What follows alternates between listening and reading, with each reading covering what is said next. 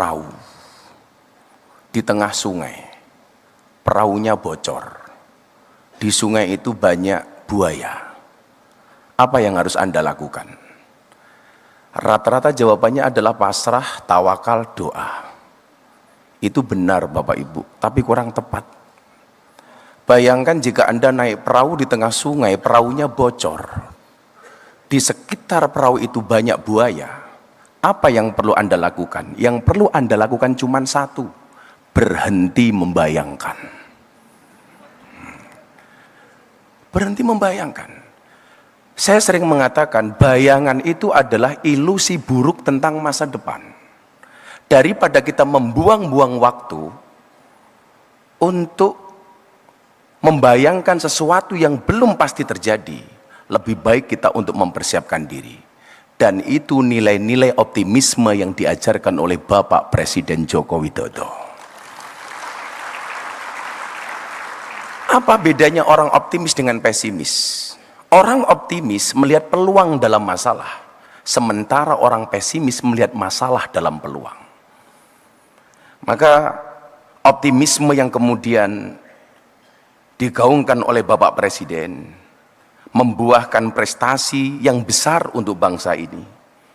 Buktinya nyata, 2.700 km jalan tol baru, 6.000 km jalan nasional, 366.000 km jalan desa, 1,9 juta meter jembatan desa, 50 pelabuhan dan bandara baru, 43 bendungan baru, 1,1 juta hektar jaringan irigasi baru adalah wujud dan buah nyata dari optimisme seorang presiden. Yang kedua Bapak Ibu, soal keikhlasan.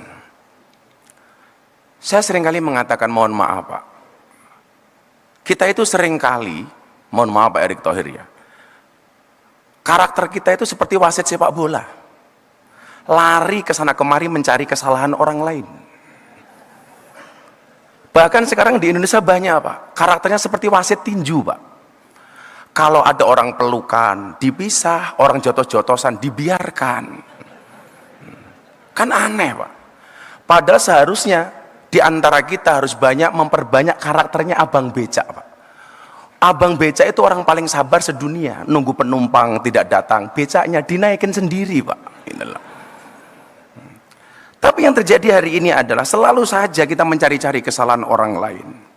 Disitulah dibutuhkan dua hal, akhlak dan ikhlas. Apa itu akhlak? Akhlak itu adalah melihat kebaikan dari keburukan orang lain. Sementara ikhlas melihat keburukan dari kebaikan diri sendiri.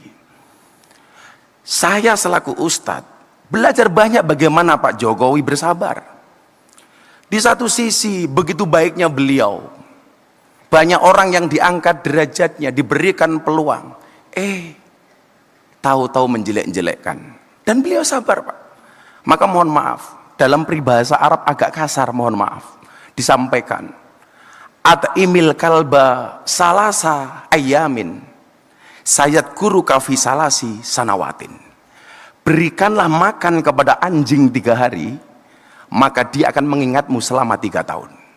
Tapi sebaliknya, wad'imin nas salasa sanawatin sayang saka fi salasi ayamin. Tapi berikanlah makan kepada manusia 3 tahun, maka dia akan melupakanmu selama 3 hari. Maka dari Bapak Jokowi kami belajar ikhlas. Kami tahu Pak, ikhlas itu seperti keset, diinjak-injak tetap welcome. Dari Bapak kami belajar konsistensi dan istiqomah. Istiqomah itu berat Bapak Ibu, karena kalau ringan namanya istirahat. Bapak Ibu yang saya muliakan, akhirnya mari kita berdoa bersama-sama kepada Allah Subhanahu wa Ta'ala. Mudah-mudahan apa yang telah ditanamkan nilai-nilai oleh Bapak Jokowi bisa tumbuh dan berkembang di masa kepemimpinan Bapak Prabowo. Saya selaku orang yang lahir di zaman Pak Harto, tumbuh berkembang di zaman Pak SBY, mulai berkarir di zaman Pak Jokowi, dan saya meyakini kita semuanya sukses di zaman Pak Prabowo. Amin.